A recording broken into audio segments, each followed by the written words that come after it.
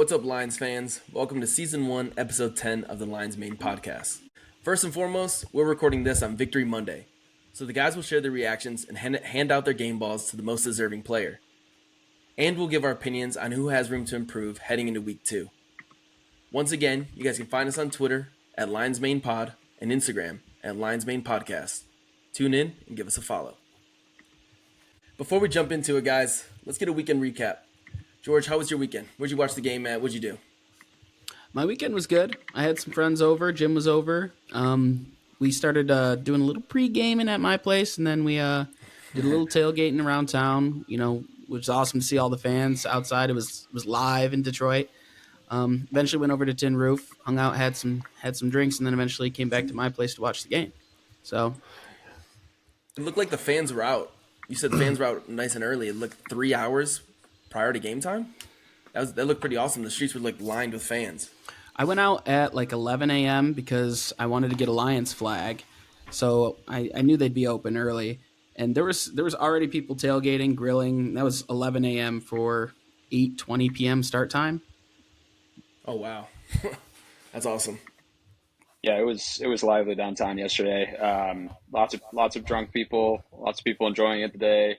Lots of Rams fans, not like 50-50, but I'd say about 10% of the people out there were Rams fans. So I can't tell if it's like Matthew Stafford holdovers, like those weenies who have never been able to say, "Oh, Stafford's great, but I'd rather root for the Lions," or true people from LA. But they were out in force. I saw that there was like a light show.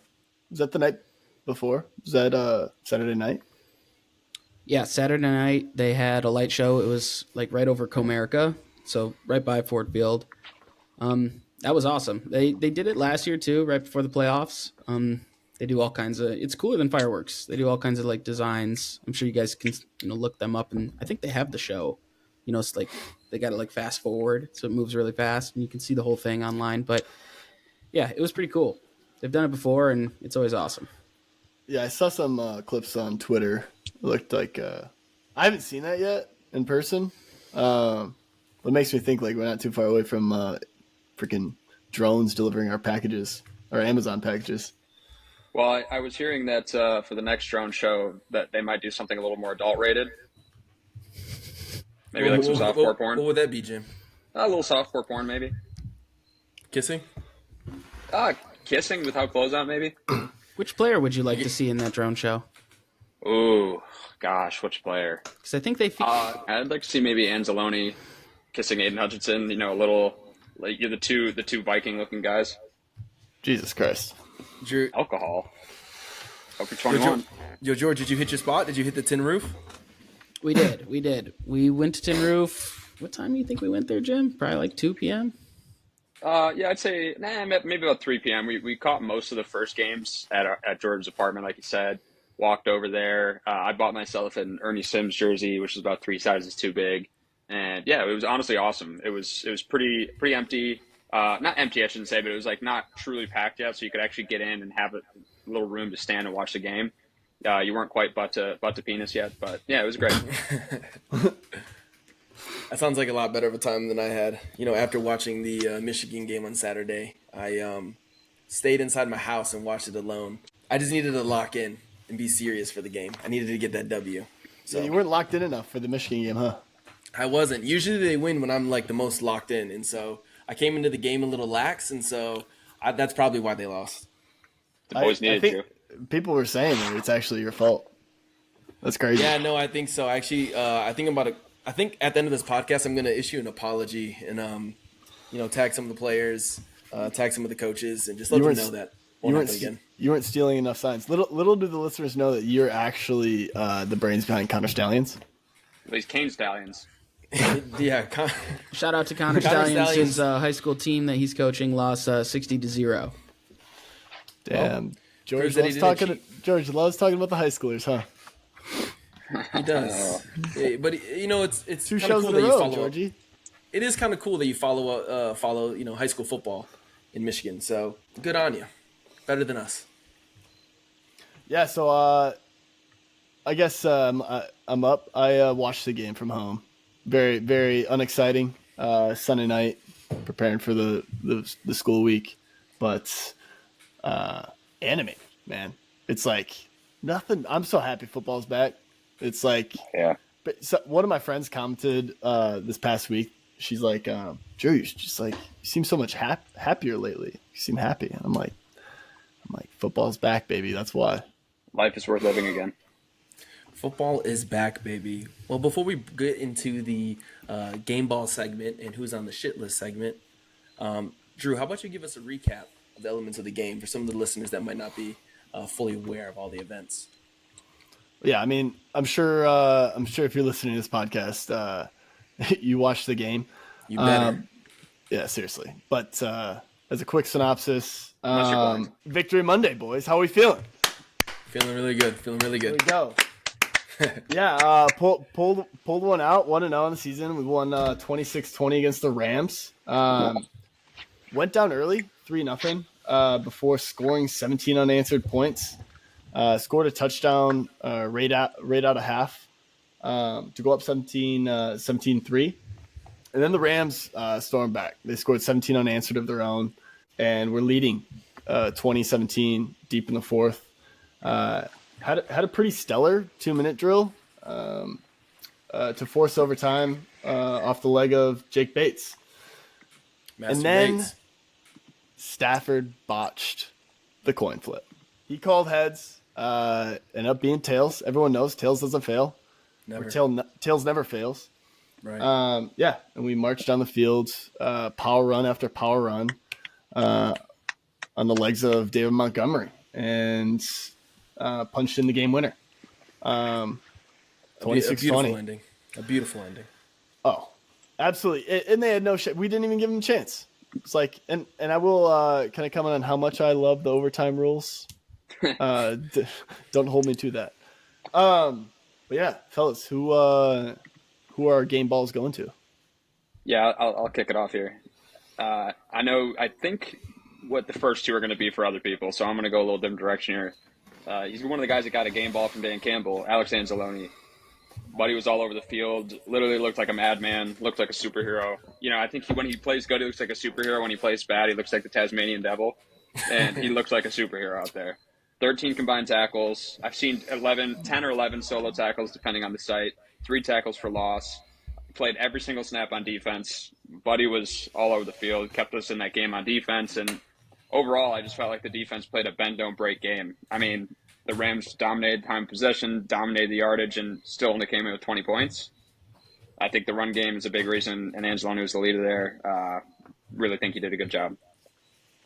I agree with you. There were 2 moments in the game when I just shot up out of my seat and screamed. My girlfriend was terrified. And the first moment was that first Rams play. Kyron Williams catches it out of the backfield, and you could literally hear the smack. And Anzalone drove him into the ground, man. It was honestly so hype. So that's a good game ball. I think it was a couple, like 2 drives in a row that Anzalone had a big smack that you could hear on the broadcast. Yeah, it was also like you didn't mention this, but he's one of our captains this year and last year, and I'm interested to hear, like, I feel like he's one of the emotional leaders, especially on that defense. Easily, it feels like.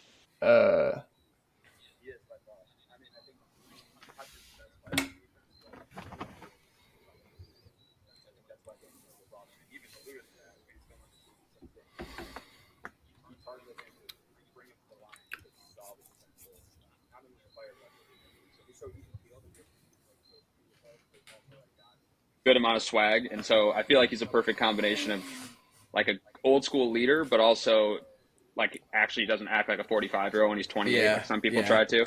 So he has a bit of the swag. Yeah. No, I thought the linebackers in general played, pretty well. Obviously, that's like been, like, especially last year, one of our weaker points. But I didn't see anything that, like, I feel like most games I see something that's like, oh, it's a really bad misplay by a linebacker. Yeah. It was decent play for sure. There were a couple of moments, and I think this speaks more to the greatness of Matt Stafford and the Rams. We're not going to give him too much credit, but there were a couple times when they were getting our linebackers matched up on Cooper Kupp, 21 targets. Jeez.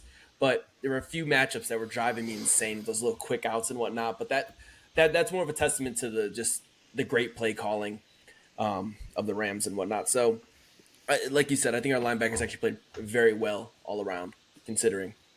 Yeah, since you said it, I think obviously this isn't a game ball that we're giving out, but I thought this game was a lot closer than really it probably should have been, based on just the injuries that the Rams had. I mean, they were missing a ton of guys up front. Puka Nacua went down early in the first quarter, and we were beating up on him. We were beating up on Puka. I felt bad for the guy, but we were beating up on him. But I do feel like great adjustments, honestly, by Sean McVay, and Stafford for that matter.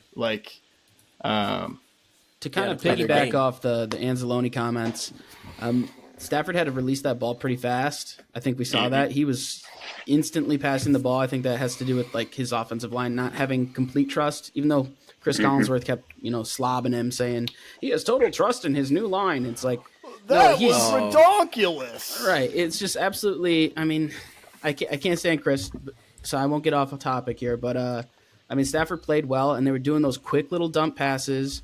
It's a testament to our linebackers right there. So good call, Jim, with Anzalone. Definitely. Go ahead, Jim.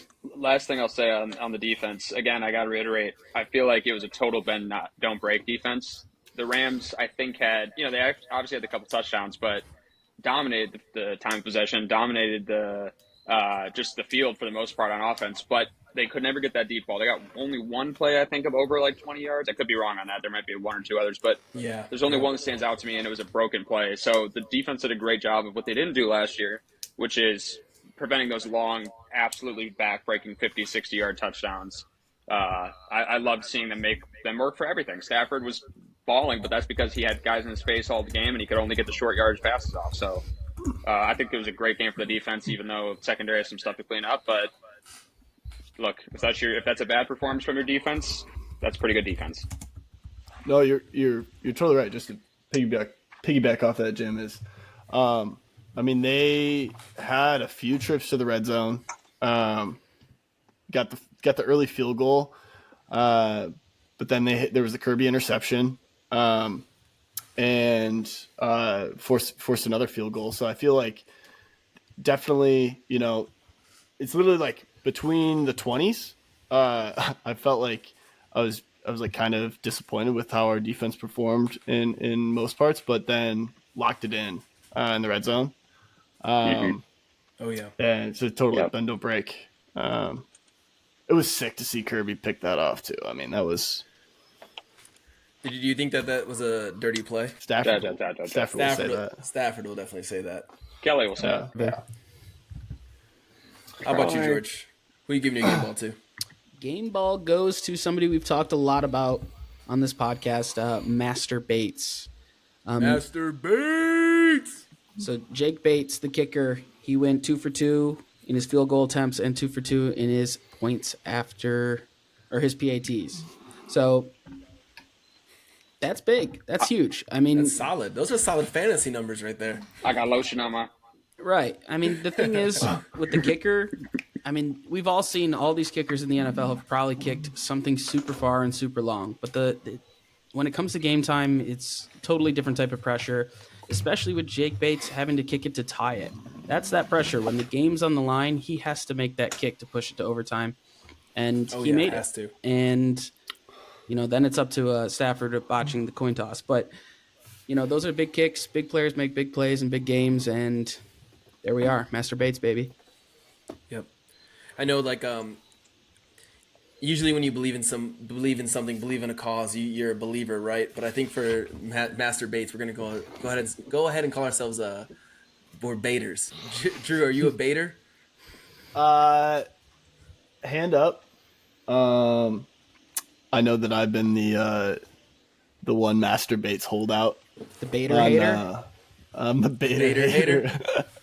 So far, I was impressed. I thought to come in and hit such a clutch kick. I know I texted you guys and was like, you motherfuckers, he better hit this. Like, You said your guy better make this. yeah, I think that obviously it's a huge step to make a clutch kick like that, but I will. I'll become a baiter when I see him. I need a long one. I need a long one, if you know what I'm saying.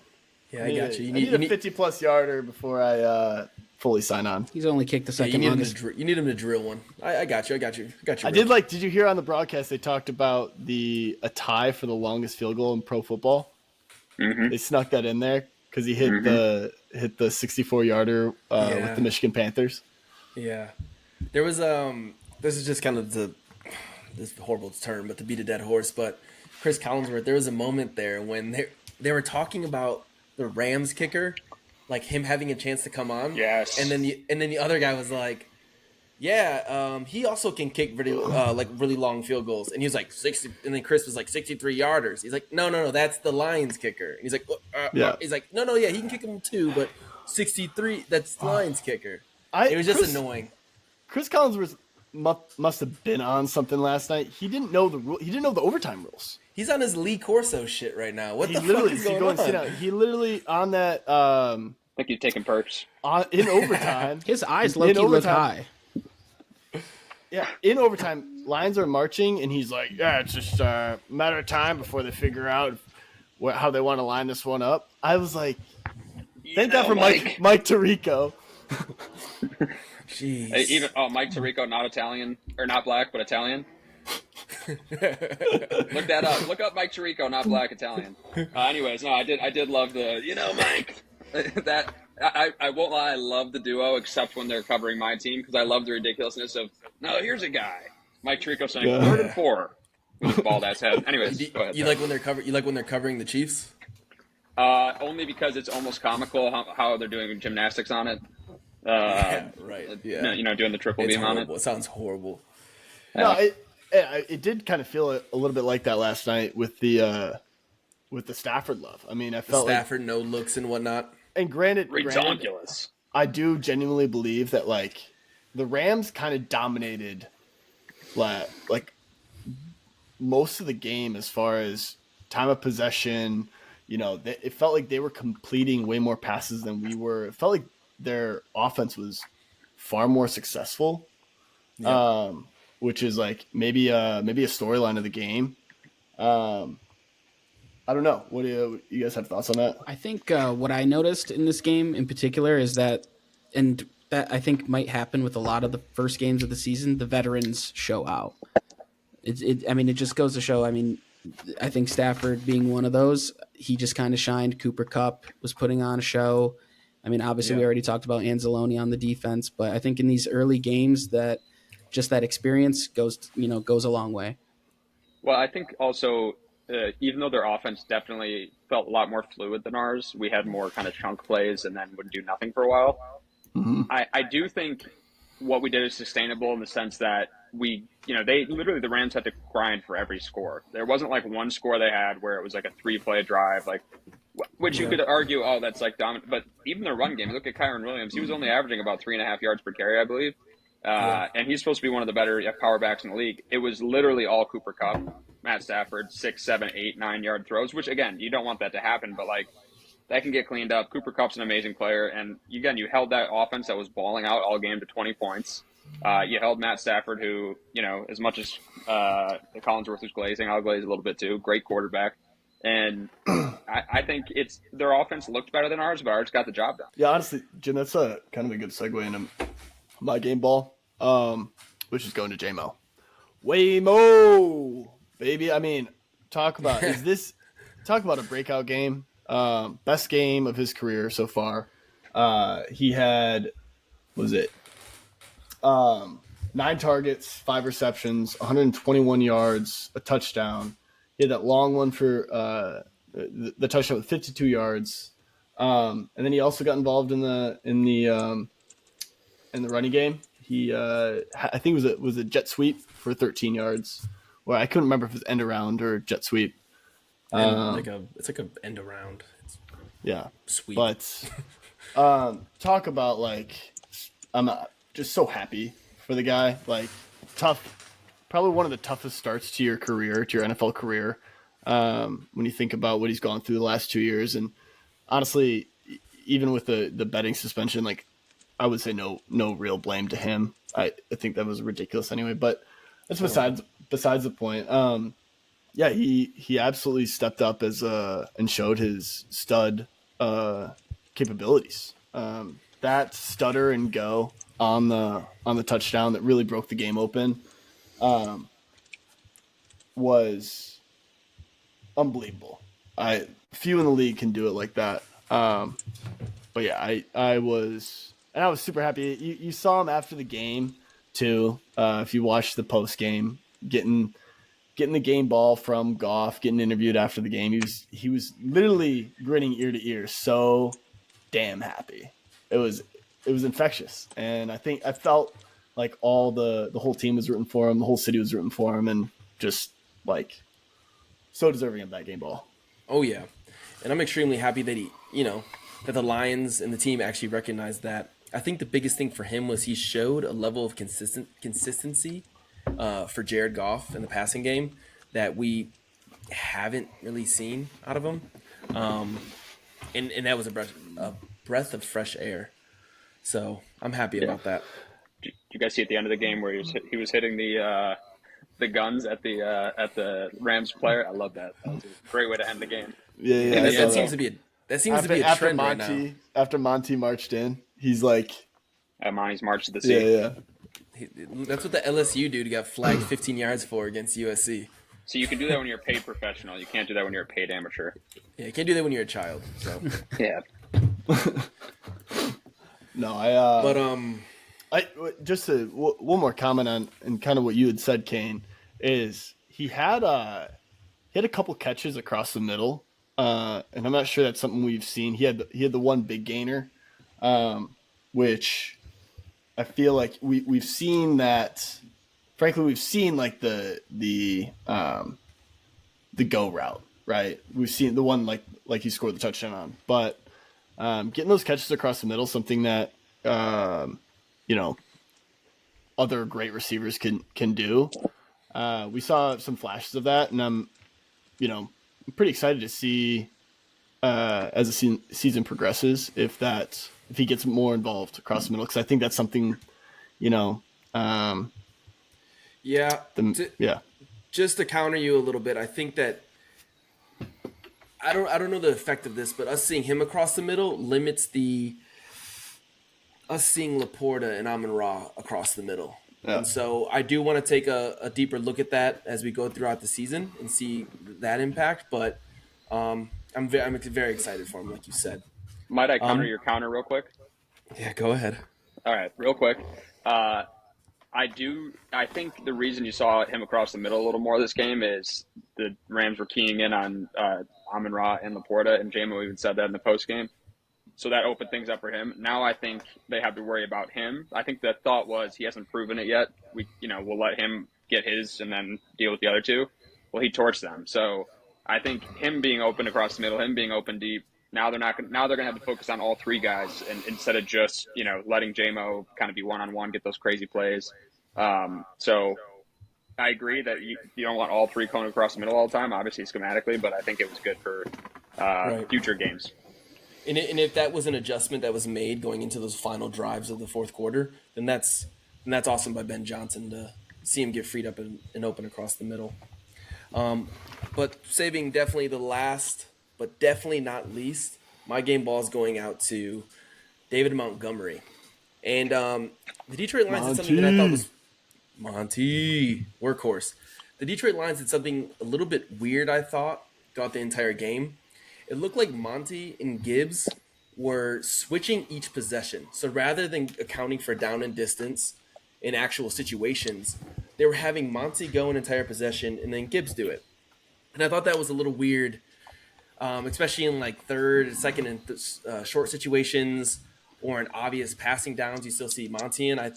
Not that he can't catch the ball, but Gibbs, as you know, especially Drew, to your point, Gibbs is our fourth receiver. It was a little interesting and odd to me. And so I'm glad that Going into overtime, when we did notice that the Rams defense was tired, they were on their heels, that we got behind the best part of our team, our O line, and we got our workhorse out there, and we literally pounded them.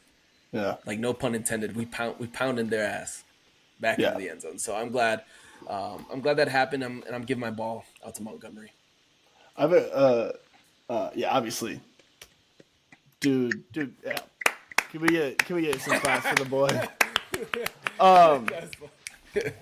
No, I think I'm curious on your point, Kane. I kind of noticed the same thing, but I just attributed it to the fact that they were in like the personnel set that they were running.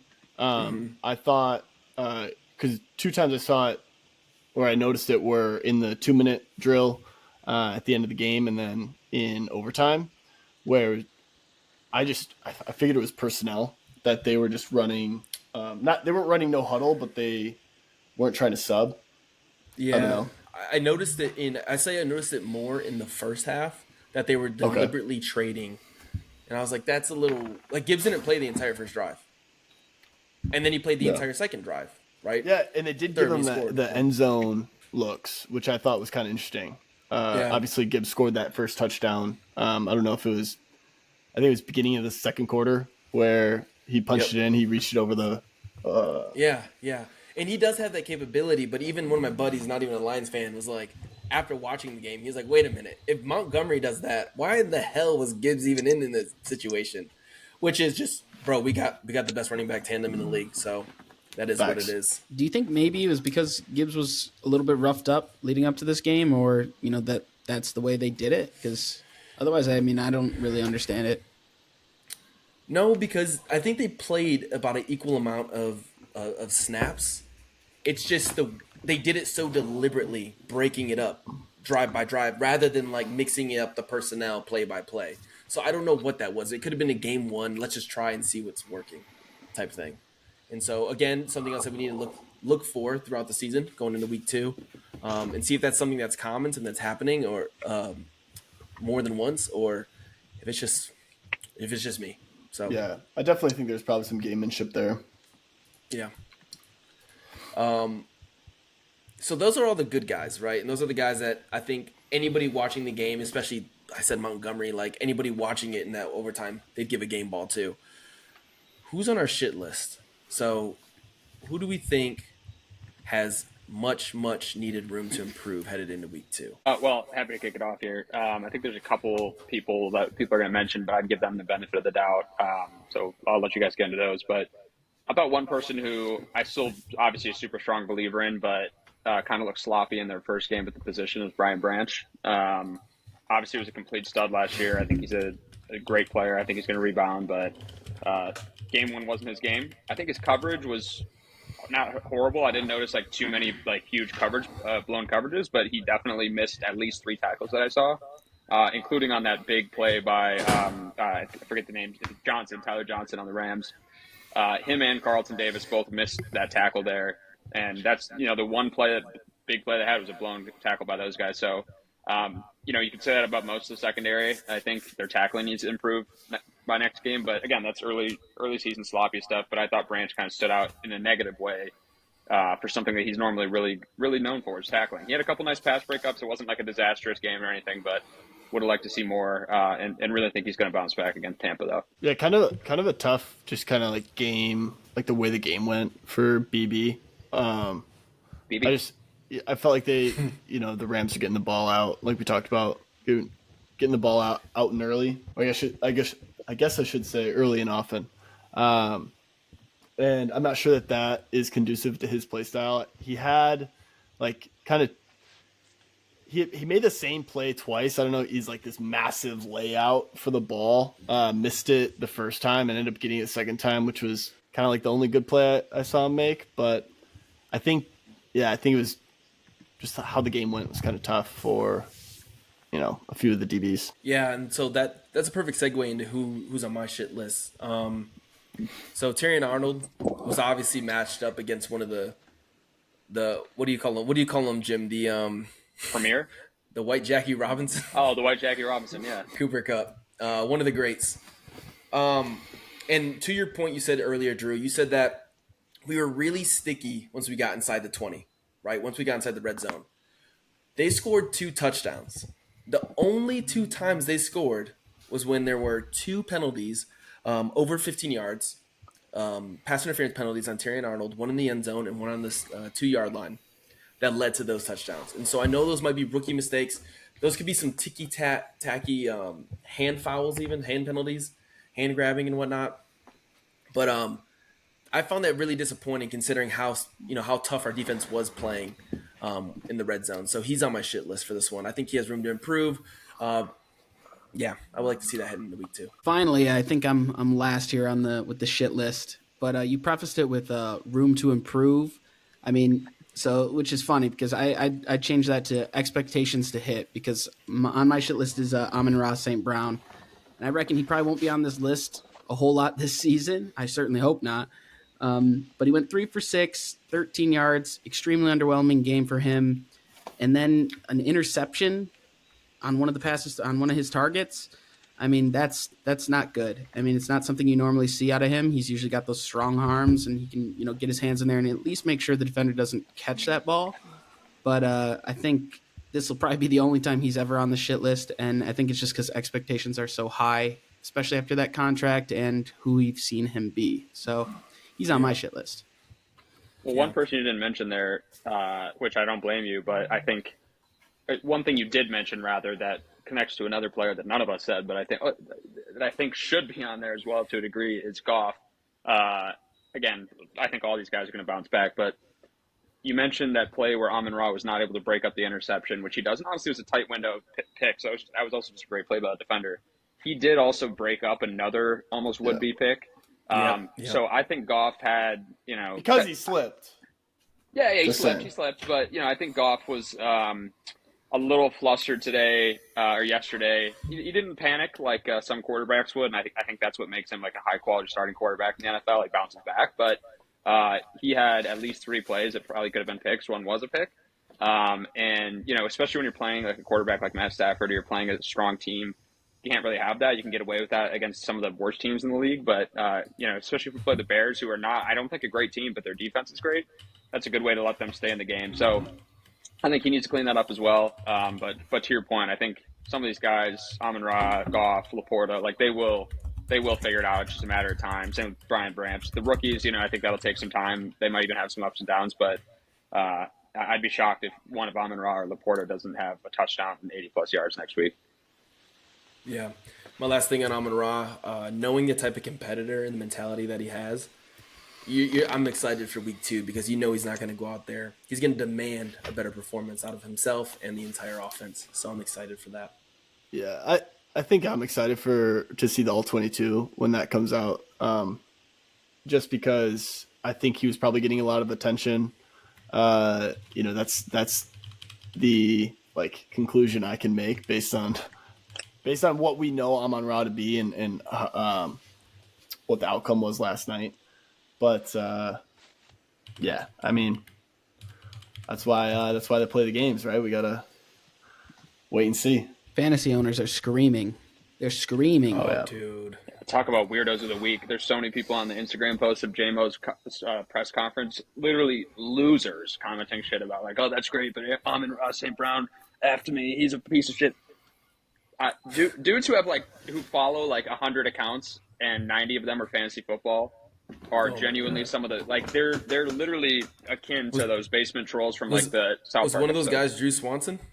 Actually, I did see Drew under a fake name. It was Shrew Dwanson, and he was saying stuff like I think Goff should be beaten to death. Amon-Ra should be drawn and quartered. It was weird stuff, but I do want to put out there that Drew did bring up Hendon Hooker's name in the third quarter. As a joke. You're a vile person. You're a vile man. I know. That is actually the word. I regret doing that. It was a joke. I mean, it is a perfect segue into our next segment. Whoa. What about my shit list? Jeez, come on. Hold on. Yeah, George, it's not your fault. It's not your fault, Kane. Because George was like, I think I'm last to go. George's already losing track of shit. You already spoke on the defense. You spoke for 10 minutes there, so I thought it was my bad. What the hell? You got more to say? Hey, you know, week 1, he's got more to say. Who's on your shit list, Drew? Come on. My shit list is Aaron Glenn. It's really just the defensive scheme in general.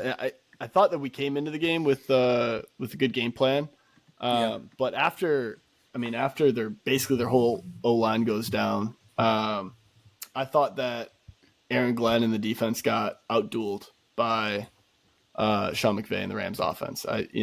It felt like we've talked about. It felt like they were getting everything they wanted in those middle quarters for bulk of the game. It felt like they were moving the ball, and outside of, we got the turnover, we forced a field goal. I feel like the Rams got to be going home thinking, we should have won that game. They should have won it in regulation. And so, it's I hand up. I'm not like a huge Aaron Glenn supporter or fan. Because you don't support black men. That's Jameson Williams. Shame on you. I want to see Aaron Glenn has no excuses for why this defense shouldn't be stellar. I feel like we have the pieces, and granted, we're gonna get we didn't have DJ Reader, we didn't have they healthy scratch or James Houston was a healthy scratch, but I don't want to be outdueled. I thought that the way the game went, we should have loaded the box more and put more pressure on Stafford. He did get a lot of pressure, but I just felt like it didn't. I get what you're saying. He got outcoached. It's a tough matchup. It is a tough matchup against Matt Stafford, who is on all accounts going to finish. Dude, he's going to finish top 30 quarterback all time. He's my pick for MVP. Honestly, he's right. Yeah. Right. And if anybody disagrees listening, you can argue with your mother. Like, and Sean McVay, he's that dude. So Cooper Cup, I agree with you. Triple Crown. Let's go see. Hey, when we go into our week 2 preview on Friday, we'll talk a little bit about our expectations against Aaron Glenn and the Tampa Bay Buccaneers. But for now, he got outdueled. This is a perfect opportunity to go into our next segment. So our overreactions for the week. I'm going to go ahead and kick it off. So Drew, when you were giving us a recap, what stuck out to me is that we went up 17-3. What happened after that?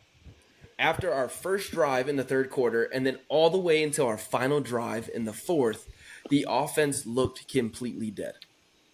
It was honestly, it was completely frustrating knowing that Stafford was down 17-3, and he had the third and fourth quarter in his hand, because we all seen it in that building before. And I was extremely, extremely disappointed with the offense. The offense looked flat. Do you think that our offense is getting figured out? That's my overreaction of the week. I think that is an extreme overreaction. It's a good part of the segment. Good part for the segment here. But I would go back to what I said earlier and what some people said after the game. They keyed on Amon-Ra. They keyed on taking away the middle. And Goff naturally, that was his bread and butter. It took him a minute to figure that out. There were some sections in there, too, where I thought the running blocking was not as good as it has been historically. I do not think – keep in mind, this team has had the entire summer. The last team they played was us. The first team they played this season is us. This is a team that knows what we do. And I think it's, first game jitters, no preseason work for any of the key starters. If the next couple weeks things look the same, I think you start asking, do we need to switch it up? But I think Ben Johnson, number one, he's done this for 2 whole seasons of elite offense. If teams couldn't figure that out by, week 7, 8, 9 of last year, I don't think something magically happened in the offseason. I just think that Sean McVay's a great coach. That's a great team. They adjusted well. Goff had a bad game for his standards, and they really tried to lock down Amon-Ra, which they did a good job of. But you saw, as the game went on, at the end of the game, when they needed it most, what did the offense do? Got us in position for a field goal and got us a touchdown. Yeah.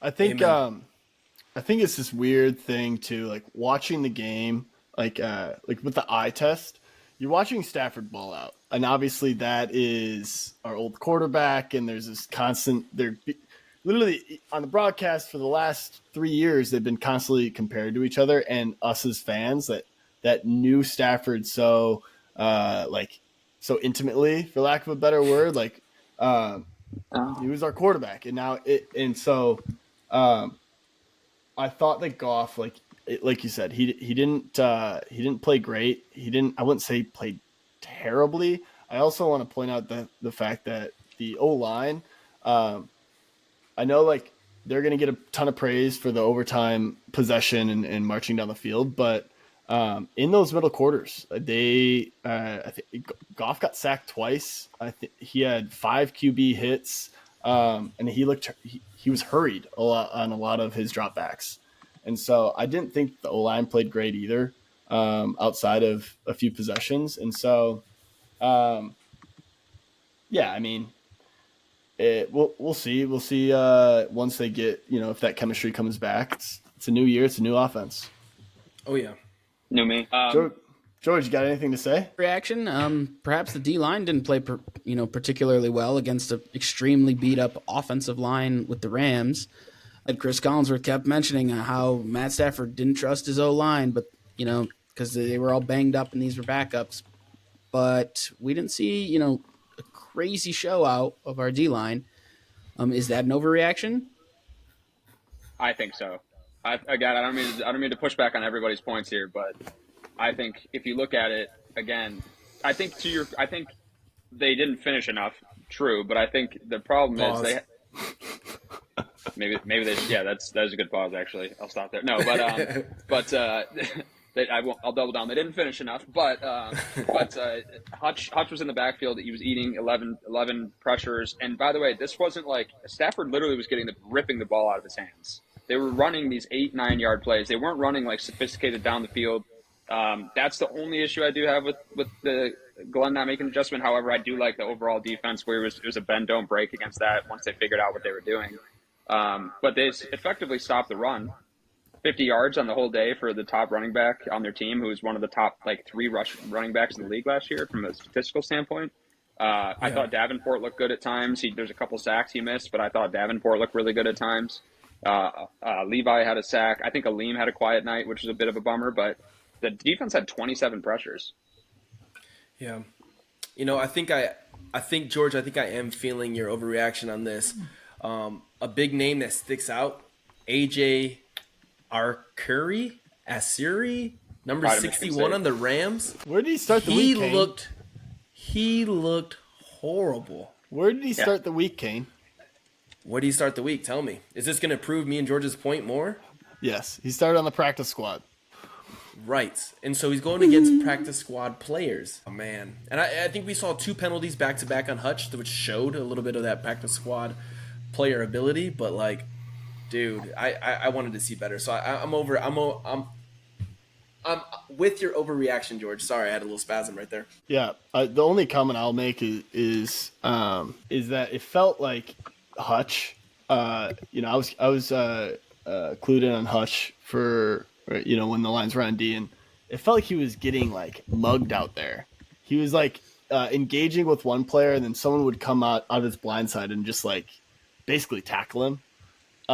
And I still got to watch it back to kind of see how that happened, but it looked on a lot of the Stafford dropbacks that it was just a mess on the O line and D line, and it was really more of the exceptional play by Stafford and the game plan and how they made some changes after those guys went down. There wasn't.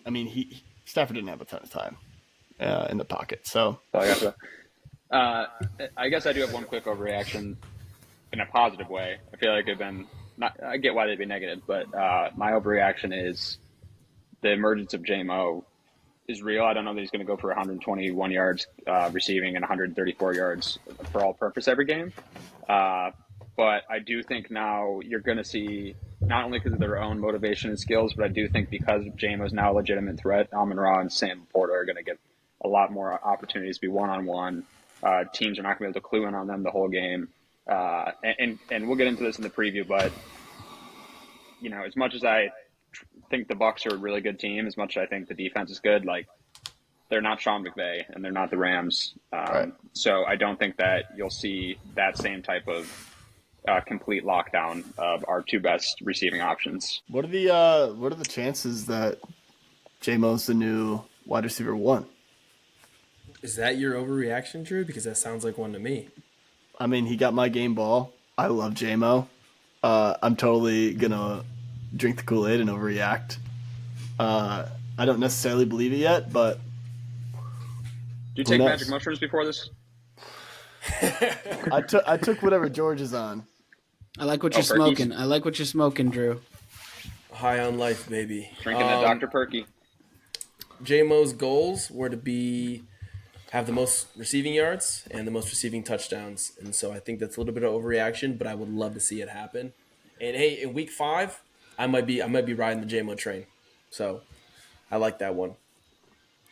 So to finish up this episode, and what I want to do, I want to check in with you guys at the end of every episode moving forward.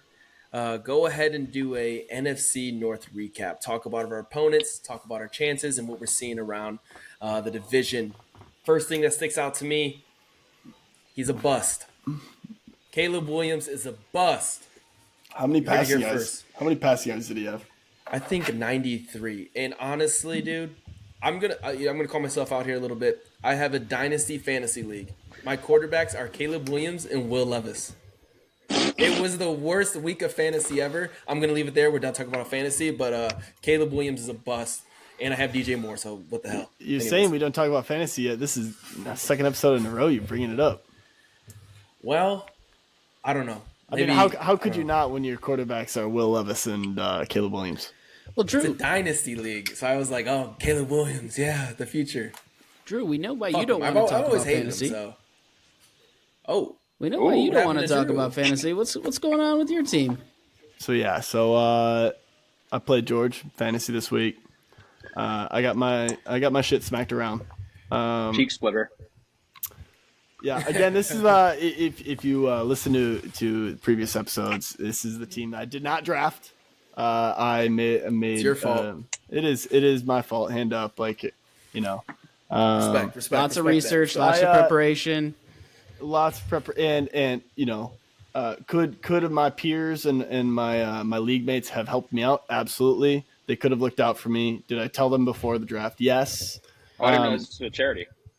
But we're competitors, bro. What do you mean? Yeah, if they ain't cheating, they ain't trying, I guess. So cheating. It's all good. It's all good. Yeah, you got your cheeks clapped. It'll probably happen next week. I did too, so I'm there with you. On that note, I bet George, I bet you're pretty excited about what happened to the Packers, huh? I was. I bet you were happy to see Jordan Love get hurt. I was happy to see him get hurt. I'm not above saying that. Are you kidding me? I'm not above saying that. I don't know these guys. They're not going to die. Broken leg? I don't give a fuck. Are you kidding me? Yeah, no, I actually love that. I totally agree. I mean, would they feel bad for us? No. You know how much shit I've broken? I don't give a damn about Jordan Love. He's making a shit ton of money. Broken leg. Yeah. Or whatever the fuck. A little too much money, honestly. He looked kind of bad. The Friday night game, the Brazil game, he did not look great. He missed a lot of throws. Jalen Reed tore your ass up, though, Drew. He did. I'm starting to think, though, I feel like the NFL might have been a little bit duped by the Packers' end to the year last year. They literally played like dog shit quarterbacks down the stretch to clinch the playoff spot, and they ended with the Bears. Like, I think it was like the Panthers, the Vikings with like their 4-string quarterback, and the Bears. Like, I agree. I don't know. I'm not sold on Jordan Love. I'm not trying to hear that Jordan Love shit. No, I'm gonna be no chance. They were coming in, and some people were projecting him for MVP. Yeah, they were projecting Jordan Love for MVP. Am I fucking blind? I watched. What are you talking? Jordan Love for MVP? He's not even the best offensive player in the league. Not even top 10. If you want to get pissed off even more, go listen to some other podcasts and listen to how many of them pick the Packers not only to win the NFC North, not only to win the NFC, but the Super Bowl. I think you would literally take your AirPods and punt them into a river. Ridiculous. And so that's the second team. So we know the Bears are frauds. The Packers, they're gonna go Willis. They're gonna start the season 1-5. So yeah. On that note, I think Jordan Love is out for what is it, 3 to 4 weeks, potentially 3 to more. 6, I think. 4 3 to 6. losses. 3 to 6. So Yeah. real quick, we can just like who do they play? They've got a couple of games, honestly, that they could really win. But the problem is their backup is Malik Willis. And no offense to Malik Willis, but he should probably be operating the manager of a tropical smoothie. They play the Colts, then the Titans, the Vikings, and the Rams. Assuming he's out 4 weeks, that is 3 opponents that are very beatable. But again, if you have a manager of a tropical smoothie as your quarterback, you're probably going to go 1-3 at best. From what I just saw, they can't beat that Rams team. So Hell no. Even with all right, so I'll say this: I do think I'm a little higher on Jordan Love and the Packers than you guys. I don't think I hate that people are already saying they're going to beat the Lions, they're going to win the Super Bowl. That's BS. But I do think that when Jordan Love plays well, I think he's just a very what do you call it? He's a more extreme version of Goff both ways. Like when he goes crazy, he's crazy. Like I think his highs are higher than Goff, but his lows are so much lower than Goff's. Like Goff had an objectively not great game the other day, but he still didn't go. Jordan Love had like a 50% completion percentage and several balls that should have been pick sixes. And by the way, people could say, "Oh, the field's shitty. The field's shitty." The field has nothing to do with almost throwing several pick sixes. So right. I think the Packers. It caused for some misplays by the Eagles too, so which allowed for the 100%. Green Bay to do well. I think C.J. 100%. Gardner-Johnson missed a tackle on a slip. Oh, you mean Bum McGee? Yeah, no. Happy to see they lost. I do think that if they can ride out the wave while he's out, they still have a chance to make the playoffs. But if they lose all like 4 games while he's out, sayonara season. The Bears, their defense, I was impressed by. Caleb Williams, there's a chance he gets better. I'm not willing to write him off yet, but not exactly an inspiring first game. Swift is who we thought he was. Bumsky McGee, and then the Vikings, shockingly good. But again, shockingly. Daniel Jones might be the worst quarterback in human history. He should be not even operating the tropical smoothie. He should be operating the smoothie machine.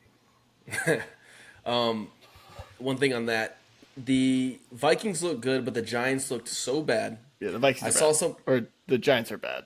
I can't believe you. Media.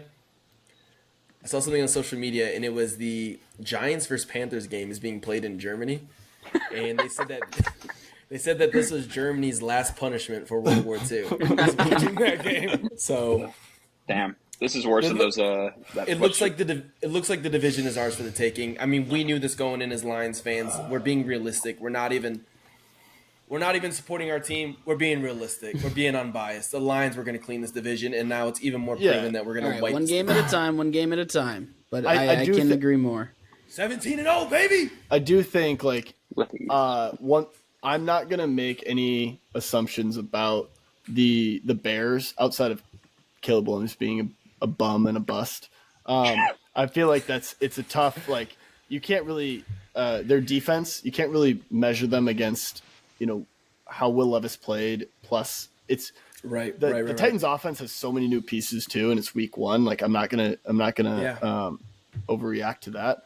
I do. And same goes for the Vikings. Like they played the Giants. I think the Giants are the worst team in the NFL. I don't know. I think that they could give us a tough, I haven't seen enough to know that they won't be a tough matchup for us. But it is kind of nice that, the Packers don't have Jordan Love for the start of the season. Yeah. That's crazy. Yeah. At least the Giants. Go ahead. I was gonna say, at least the Giants have gorgeous uniforms. At least not the ones they wore the other day. Just kidding. I'm just kidding. Oh, okay. It adds insult to injury. It's pretty brutal. The helmets looked. Yeah, they look bad. They look like the worst version of a Michigan helmet that you could have. I thought that was the only redeeming thing about that uniform. It looks like something you'd create on Madden. Right. It's the winged helmet. I think the winged helmet looks cool. I think it's the pants that really made it just was the the bow on the present that made it look like shit.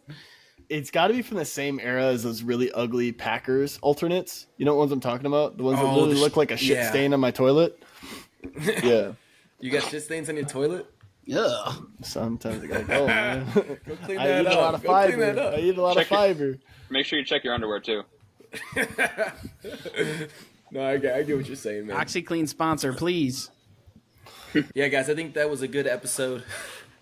That was a good episode where we covered the recap of the Week 1 victory over the Rams. Thank you to all the listeners who tuned in to give us a listen on this Victory Monday. You guys will be hearing this on Wednesday. Make sure you guys tune in again on Friday to YouTube and your podcast streaming platforms to listen to our preview of the Week 2 matchup against the Tampa Bay Buccaneers. Thank you guys once again. Signing off.